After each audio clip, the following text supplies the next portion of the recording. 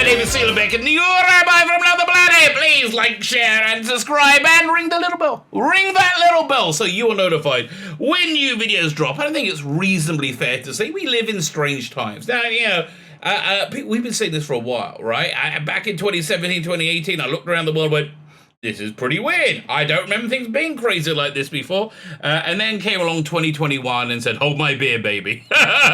And really, it's very, very strange. So one of the objects of strangeness is cancel culture, which people who like it like to call consequence culture. I doubt, you know, I doubt they would like it if they're the ones facing the consequences of them possibly doing something or possibly not. It doesn't really matter if they're guilty or not, which is, I think, the problem I have with cancel culture. Yeah, so cancel culture is a strange thing. And it's being, I think, maliciously and purposely deployed right now for weird, and I mean weird, pseudo-political ends, right? That's what I think is going down.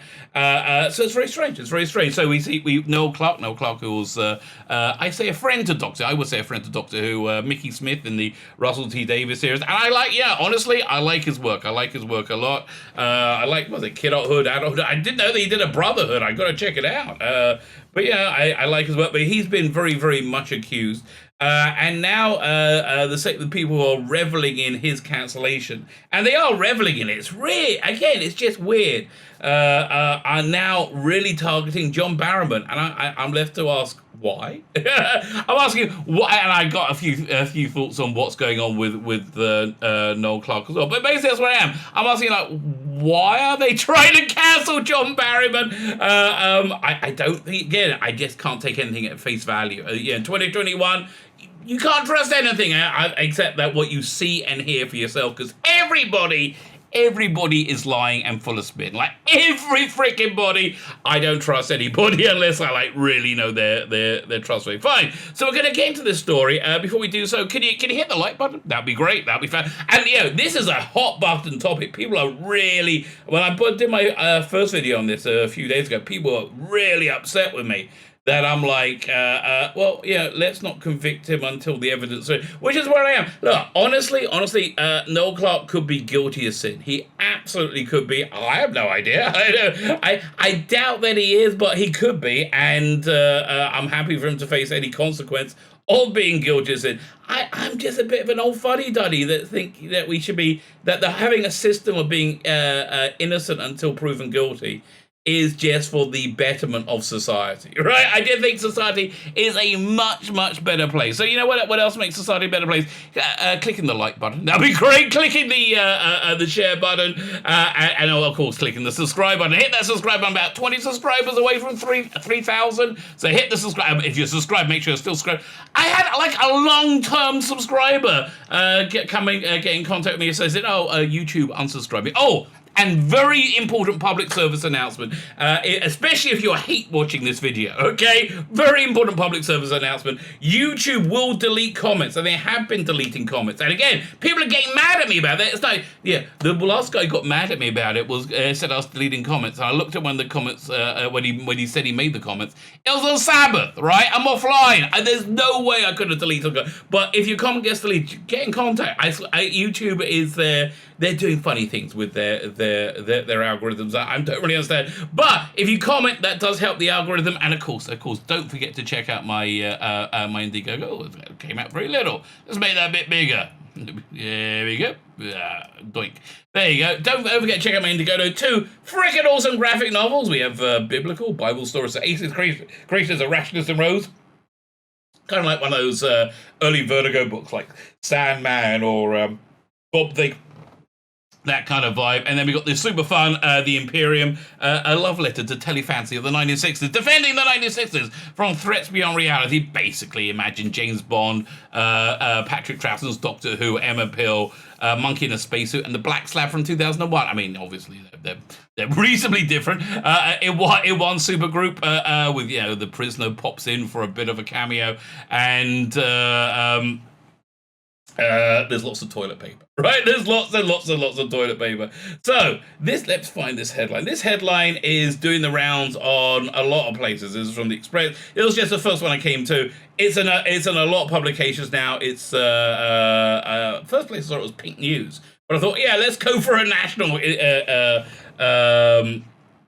or a national outlet rather than I think news. I don't know, but again, the Express, a lowly that it is, seems like a higher up on the pecking order of journalism somehow than Pink News. This is not a diss on Pink News, really. I think the Express gets it by a hair, probably by a hair. So Noel Clarke uses Mike to imitate John Barrowman, exposing himself on the set of Doctor Who. Fine. So let's go back and talk about this for a second. So the Noel Clarke has a group of more than 20 people accusing him of. Well, that's the thing. What are they accusing him of? I read one accusation. I went through the initial article. I read one accusation that was a genuine accusation of wrongdoing. That he convinced an actress to do a nude audition and then secretly filmed it, right? He vehemently denies that. There's no evidence to support that. And there was another casting director in the room that says that was impossible, right? So it seems to be an allegation without much teeth to it. And if it did happen, I don't know what to tell you. But then anyway, you get into it in more detail. It could look worse or better. The actress in question, Noel Clarke, helped get her into drama school. And so, like, you could say, oh, listen, he's offering somebody a job who he was helping out, who's like had a reasonable amount of patronage to.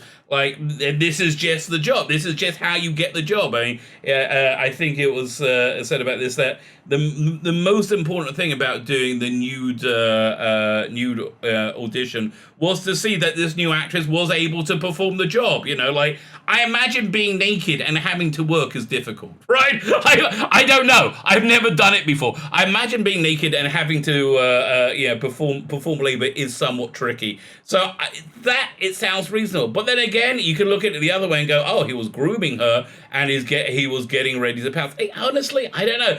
Look, people are strange. People are strange and people do weird, strange things.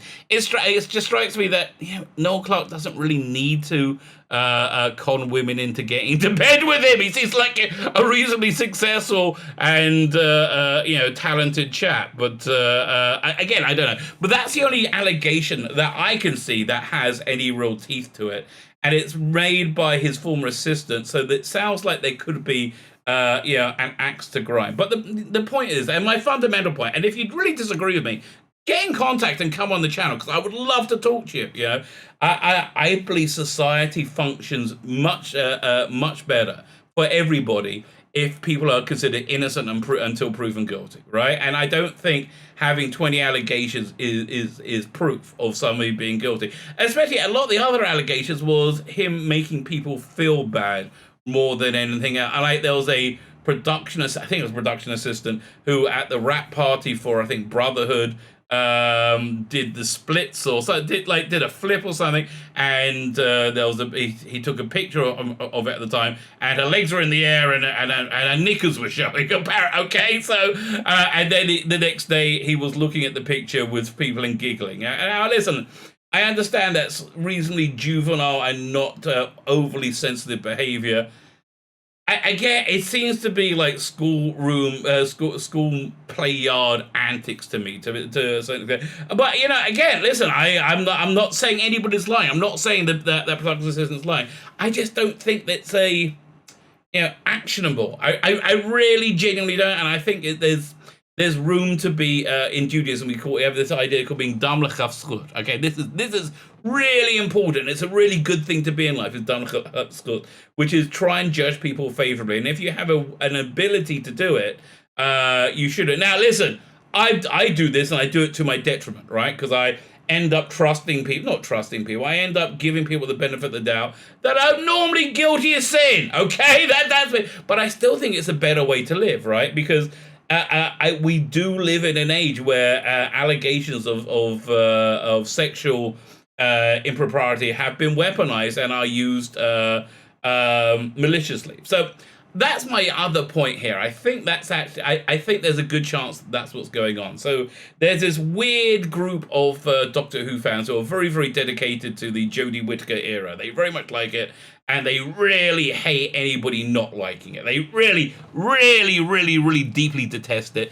One of their leaders, about a week, maybe less than this, week before the Noel Clarke cancellation came out, himself was cancelled because one of his acolytes spilled beans that he was being sexually inappropriate. Now, if we go back to that case, I think I feel pretty much the same way about him as I do about Noel Clarke. The allegations made were essentially he made dirty jokes that made people feel uncomfortable, right? That was essentially, and it seems to me he was just a bit of a doofus and didn't realize he was being gross, right? Because that's the other. A lot of these kids, these toxic fans, these on the internet, they don't have any game, right? They don't know how to interact with people, and I think that's what happened. But this guy's life was completely erased and cancelled.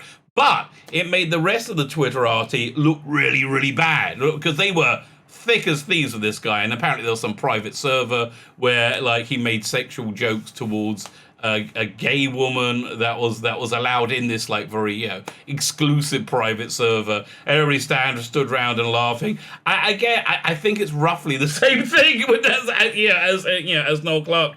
But as I said, listen, I don't really like that guy. I'm kind of glad he was cancelled, but that doesn't really make it right. That's the thing. I think living in a world of being innocent until proven guilty is the vital check and balance to have any form of accountability and justice. Without that, we live by mob rule, and living by mob rule is not a good thing because the mob can and will turn on you. How do we know that? Noel Clarke's initial response was saying, "What are you talking about? I've been having inclusivity going on to 20 years of my career. Yeah, look at my skin color. Oh, you can't cancel me. I'm on the top right now." I mean, that's essentially what happened. But I think something that trumps having a fashionable skin color, which he does, is being successful, being financially successful. That makes the Twitterati absolutely crazy, right? So anyway, because in the part of the fallout from this, a clip of him at a convention talking about John Barrowman's antics on set, which a lot of it is about getting his penis out and waving it around. Now, did he do that? I don't know. Probably. That sounds like totally like it was in character. Did he do it maliciously to hurt people? I don't think so, but in the same way, I don't think Noel Clarke did it maliciously to hurt people either, or even the toxic fan guy was I think he was the toxic fan guy was probably getting off on having a modicum of power, right? Having this small little bit of power. And adulation. I think he was getting that again from what I saw, and that's what he seemed to be doing. But it's just I think it was in the same vein as John Barrowman antics. I think that's what you would call it. And it seemed to be antics that everybody enjoyed and nobody really minded. Right? I think that's really the difference here. But I think if you had 20 people come on and say John Barrowman it was sexually inappropriate, and they talked about him waving his dick around. He put it on was it Camille Godred's shoulder, and a lot of these things sounds very funny. I mean, it does sound very, very funny because he sounds like a bit of a funny naughty boy, which I like. We all kind of like. We find that reasonably charming, and the funny thing is, he appears at the conventions in sparkly TARDIS dresses and heels, and that's totally fine. There's nothing weird about that. But getting his dick out and waving around on set for a laugh, which is what apparently happened, what I believe happened, might be a problem. So, is he going to be cancelled? More the question is, why is he trying to be cancelled? So let's go back to the Twitterati, which is this is the point of the video, which I find somewhat weird. So check this. This guy is Mr. TARDIS, right? He's got a very successful channel. I would suggest going subscribing to him. He's got a very successful channel. But he's also I in my estimation, bit of a lying crazy shit. I think that's just an opinion statement. He's oh please nobody contact him. He keeps saying whenever I talk about him in a video, I have an army of white supremacists. You have an army of white supremacists that go, really? I'm a bit Jewy, really? And then the other day he tried to intimate he had a file on me that I had been sexually inappropriate with a bunch of women as well, and he was about to drop the drop the axes, but I won't be naming any names. You're right, because I'll sue you into oblivion, arsehole. Listen, looks like you got a home, so I guess I could take that off you. That wouldn't bother me. But anyway, and he's obsessed about this guy Noel and the TARDIS Zone. He's got a YouTube channel. It's a kind of fun YouTube channel where he talks about Doctor Who, and it's but Noel makes him crazy beyond crazy. So anyway, this guy, and he's a real leader of what I will call toxic fandom. Is coming out hard against John Barrowman. So I'm going, what? Well, first thing, say how. So this was from the this is a video from the rap party when Russell T Davies left Doctor Who, and it referenced Johnny B getting his dick out, which I guess must be and everybody laughed about it. So here he tweeted about it. I forgot about this, but reminded in the comments on my latest video. So John Barrowman sexual harassment on set was really just an open secret, huh? It wasn't a secret, and I don't think it was called sexual harassment, right? It might be. Look, if there was logic, reason, and consistency, I guess it would need to be called sexual harassment. So anyway, I was going to say that the whole Noel Clarke thing happened like about a week after this guy's friend got me too, right? So I wouldn't be surprised, right? I wouldn't be amazed if because they do have like these weird whisper networks, right? They and you see it all across like toxic fandom and all different like the comic book toxic fandom. They have all these whisper networks designed to disadvantage anybody white, male, and with the wrong political outlook. That might be Noel Clarke, crime. He might have the wrong policy. I don't know. But I can imagine a whisper network having this thing ready to go on John Barrowman, not on Noel Clarke, and it being time to diffuse the embarrassment they're feeling from being best buddies with this guy. Clearly been very, very Me Too. And again, I want to be clear. I don't think it's right for him either. I really don't. I don't think it's right for anyone. I think having a system of jurisprudence, well, you don't get that instantaneous dopamine hit of like, I got justice, but you do get honesty. You get much more honest justice, which I think is probably a much better thing for everybody. That's just my crazy idea. So then he keeps going on. He said, at first I thought the joke was just referencing your viewing figures just went up. Yeah, that's when John Barrowman was. What was it? The Bad Wolf? Was that the episode when they're on the game station and he had all his clothes evaporated off, like lasers off. Look, lasers, your viewing figures just went. Yeah, because he's a bit of an incorrigible, naughty boy who sometimes gets his dick out and waves it around. Apparently, right? Apparently, but it might have to do with stuff like this. So, yeah, listen. But why is he going after John Barrowman? Right? It's weird because I don't think it's a crazy leap to say that the recent Doctor Who special, the Revolution of the Daleks, was pretty much held up by John Barrowman. Like without John Barrowman, I doubt it would have got anywhere near as well as it did. Look, it was the lowest rated special ever, but still, I think it did very well because of John Barrowman and the Daleks and a lack of Jodie Whittaker. So yeah, in the episode, John Barrowman, Captain Jack, gets herself locked in prison to break Jodie Whittaker out because she's useless as a doctor. Her doctor is just freaking useless. And I think that was kind of meta because that's what was going on actually on TV as well. John Barrowman was bailing out. Was bailing out Jodie Whittaker's Doctor Who. Maybe he feels resentful at John Barrowman because of that. I don't know. But do you understand? If you cancel John Barrowman, Doctor Who's in a lot of trouble. I mean, firstly, you got this thing called Time Fracture, which he's in. He just recorded scenes like that. There's no way. I mean, maybe there is a way they would have to get rid of him, right? If he's cancelled, they have to reshoot that.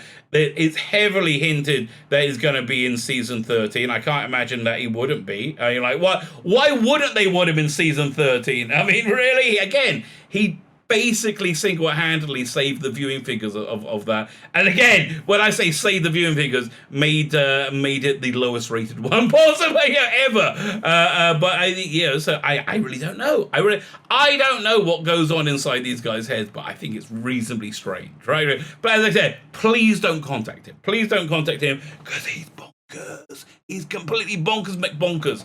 But, so yeah, there you go. So yeah, that's basically the point of the video. Why is the toxic fandom targeting John Barrowman, right? You would have thought he was safe on the progressive stack. You thought he would have been like, but you would have thought the same thing about Noel Clarke. Either I just don't think I don't think John Barrowman is going to be cancelled.